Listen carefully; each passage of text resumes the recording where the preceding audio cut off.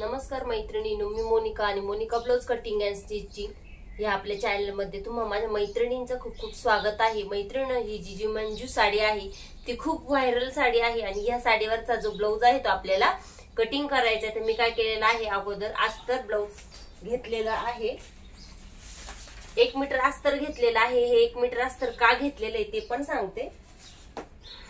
हे त्या साडीवरचा जो ब्लाउज आहे तो पण मी कटिंग करून घेतलेला आहे। हे पहा, ब्लाउज पीस कटिंग केलेला आहे। त्यानंतर आता हे मी पॅटर्न तयार करून घेतलेले आहे, प्रिन्सेस कटचं पॅटर्न आहे। हे अस्तर आहे। आता ही जी याची जी स्लीव्ज आहे ती आपल्याला डिझाईनची स्लीव्ज रेडी करायची आहे, पफ बाही रेडी करायची आहे। तर ती पफ बाही मी तुम्हाला डायरेक्ट अस्तरवरती कशा पद्धतीने कटिंग करायची ते सांगणार आहे। म्हणजे पुढचा व्हिडिओ तुम्हाला ब्लाउजची puff sleeves cutting and stitching दोन्ही सुद्धा तुमच्याबरोबर मी शेअर करणार आहे। तर सर्वप्रथम तुम्हाला हे सांगायचं, ही जी मंजूची साडी आहे ती खूप व्हायरल आहे, आता नवीन ट्रेंडिंग मध्ये आहे, चालू आहे। आणि याच्यावरची जी डिझाईन बनवायची, पफ स्लीव्ज बनवायची ती सुद्धा खूप ट्रेंडिंग चालू आहे।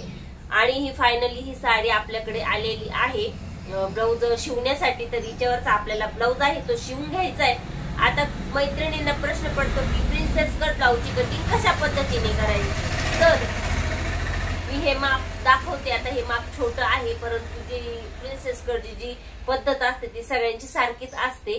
तर ही पद्धत मी कशा पद्धतीने आहे, माझी पद्धत कशी आहे ब्लाउज स्टिचिंगची ती तुमच्यावर मी शेअर करणार आहे।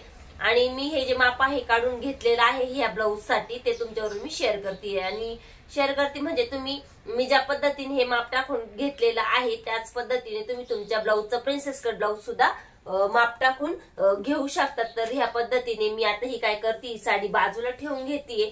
आता ही साडीवर आपण हे जे माप आहे ते कशा पद्धतीने मी आखलेलं आहे ते तुमच्यावर तुम्हाला अगोदर सांगते। मैत्रिणींनो, ही ब्लाउजची आपली उंची आहे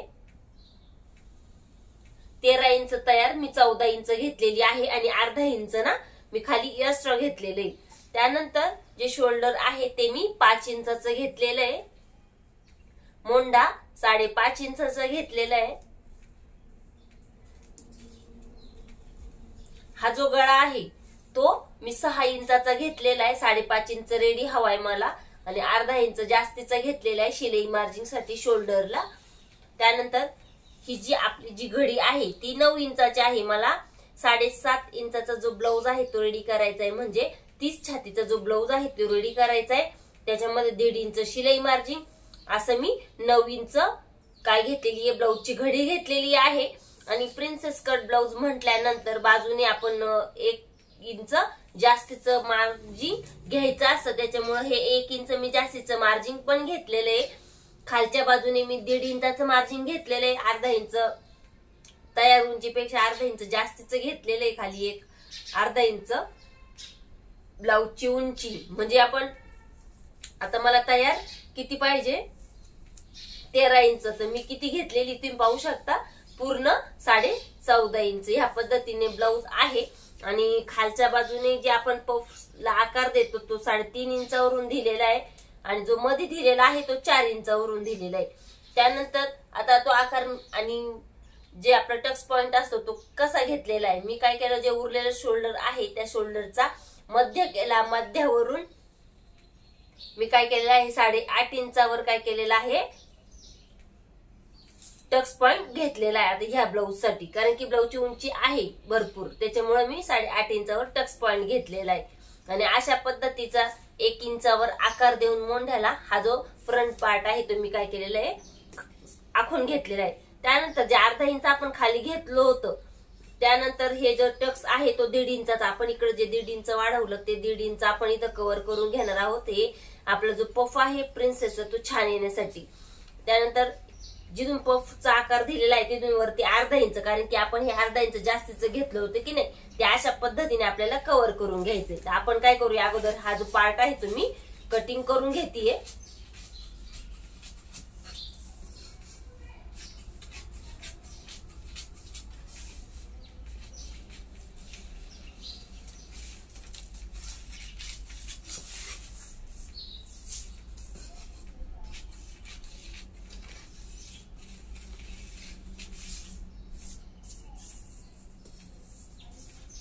हा जो टक्स आहे तो पण आपल्याला कटिंग करून घ्यायचा आहे.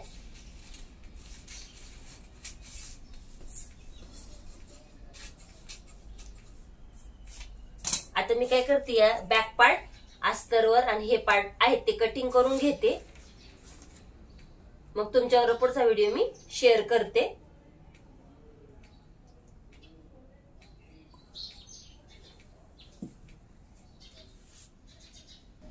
तर पाहू शकता मैत्रिणी, मी बॅक पार्ट पण आखून घेतलेला आहे आणि ज्यात आपण पॅटर्न कटिंग केला तो सुद्धा मी आखून घेतलेला आहे. आता मी काय करते, हे जे आहे ते ब्लाऊज पीस वरती सर्व पॅटर्न मी कटिंग करून घेणार आहे आणि मग व्हिडिओ नंतर कंटिन्यू करते.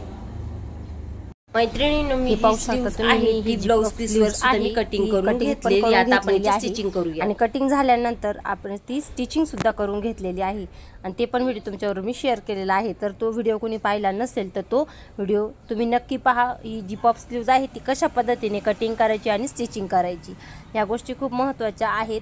म्हणजे ही जी पफ स्लीव्ज आहे खूप ट्रेंडिंग आहे. ही ब्लाऊज डिझाईन आहे ती पण खूप ट्रेंडिंग चालू आहे आणि खूप सोपी पण आहे शिवण्यासाठी. आपली ती एकदम सोप्या पद्धतीने आपल्याला शिवता पण येते.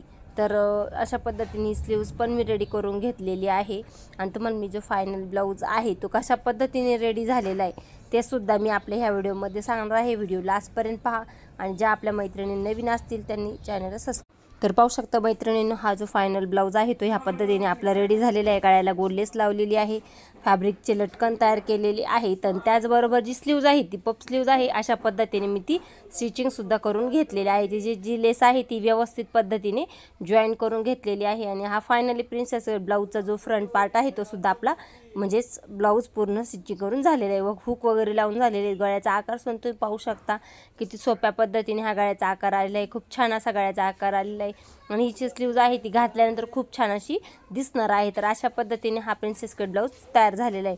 मैत्रिणींनो, पुन्हा एकदा सांगते, आपल्या चॅनलवर नवीन असेल तर आपल्या चॅनलला लाईक करा, शेअर करा आणि सबस्क्राईब करायला बिलकुल विसरू नका आणि जे आपले नवीन व्हिडिओ आहेत ते नक्की पहा.